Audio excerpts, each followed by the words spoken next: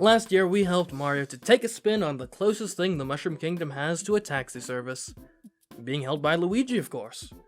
And I guess the experience must have been so nice that it's prompted him to become a repeat customer. That is to say, that our challenge today is as follows. Is it possible to beat new Super Mario Bros Wii while always holding Mario?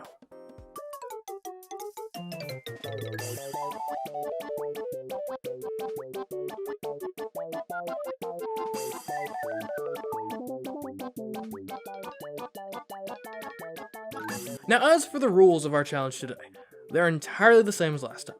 But for those of you who didn't see that video or had more important things to fill your brain space with, here's the rundown. We'll be playing in two-player mode as Luigi. As soon as we start any level, we must immediately pick up Mario and not drop him until the end of said level. There are exceptions for certain required actions that force Luigi to drop Mario, like entering doors or going through warp pipes, so long as Mario is picked up again as soon as we come out the other side. Mario and Luigi are both in principle allowed to take damage, however in practice Luigi really can't take damage, because when he takes damage he tends to drop Mario, which obviously is not allowed. And of course if either of them die we have to start the level over entirely. If we can get to the end of the game and beat Bowser while staying in accordance with these rules, then we've got a successful challenge on our hands. So with all that established, let's get into this. Level 1-1 was unsurprisingly quite easy to get through, and served as a prime place to source the propeller suit power-up from. Now just like in New Super Mario Bros. U, Luigi getting a power-up does basically nothing for us.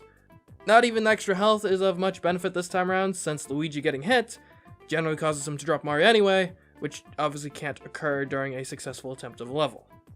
No, what we really want to do is give Mario the power-up. With Mario possessing the propeller, a useful boost of upwards mobility is merely one Wii Remote shake away. Then in the very next level, we're punished for possessing the propeller mushroom. You see, 1-2 is a cave level with some quite low ceilings. Not exactly conducive for navigation when you're 4 blocks tall. But that's nothing a little death can't fix. Although even when you're approaching level small, it's not completely easy. There are multiple gaps in the level that you just can't get through while holding Mario. Luckily, in all of those cases, there is a detour you can take, but it is something to keep in mind. And then later on in level, we ended up dealing with this platform, which we, phased through, somehow. Like, I'm not sure who installed this platform so negligently, but it clearly wasn't up to code. Were I the Mario Bros. In this situation, having suffered injury by falling into a bottomless pit due to a faulty product, I'd certainly consider suing. But with just a measly 57 coins to their name, could the Mario Bros. Even afford legal counsel? Well, if they called today's sponsor Morgan & Morgan, they most certainly could. That's because with Morgan & Morgan, the fee is free unless they win. No upfront costs, no sign-up fees. If you don't win your case, you pay nothing. But these bros would probably have a pretty good shot at winning, not just because they have a strong case, but because in law, size matters, and Morgan & Morgan is America's largest injury law firm. They have over 100 offices across the country and more than 800 lawyers and 4,000 case staff ready to fight for you. The bottom line is that if you've been injured, you deserve compensation. Morgan & Morgan is ready to fight for you with attorneys who focus on every area of personal injury law, car accidents, slip and fall, workplace injuries, medical malpractice, and more. So if you ever find yourself injured, you can check out Morgan & Morgan at their website, forthepeople.com, or by dialing #law on your phone. Thank you, Morgan & Morgan, and now, back to the video. The last thing we face in 1-2 is this pipe to leave the cave. Apparently, you can't even attempt to enter it while holding Mario. What I ended up having to do is throw Mario as Luigi was pressing against the pipe, which in my opinion does not constitute a breach of the challenge's rules. 1-3 contained some Yoshis, which we were unfortunately unable to ride, because doing so would cause Luigi to drop Mario. This was a bit of a shame, as I was hoping to access the level's secret exit, which is typically accessed by fluttering up high with a Yoshi. Luckily, the propeller suit was a suitable replacement for riding a Yoshi in this instance, and as such, the secret exit was reached without too much difficulty. That allowed us to get to the World 5 cannon, which does absolutely nothing until Mario enters it. Now, the rules are cool with the quick little down press for Mario to enter a pipe or pipe-like apparatus. The issue is that when Luigi enters the cannon, he drops Mario off-center enough for him to be out of position to enter the cannon. And walking back into position, that would most certainly be a violation of the challenge's rules. So, are we unable to use cannons then? Because if so, that's a problem, because I'm not looking forward to the water levels in that case. Not quite. You see, if you hold down the D-pad on Mario's controller while Luigi enters the cannon, instead of waiting for Mario to fall completely, then he can manage to get in. That brings us to World 5, which unsurprisingly features a pretty massive jump in difficulty as compared to World 1. And that spike starts right away with 5-1. The first part, dodging the ungodly abominations that are walking piranha plants, is actually fairly simple with some patience. What's not so simple is this part here with the vines. The issue is that as soon as you touch the vines, you find yourself clinging to the vines, which, jumping off from the vines quickly reveals, is an action that causes you to no longer hold Mario, as Luigi leaves him behind to cling to the vine like a sloth for eternity. So in short, we somehow need to get through the level without touching any of the vines. This proves to be quite difficult, as many of the vines are positioned basically unavoidably in the middle of our necessary jump arcs. However, jump arcs can be quite flexible when you have a propeller suit, like so.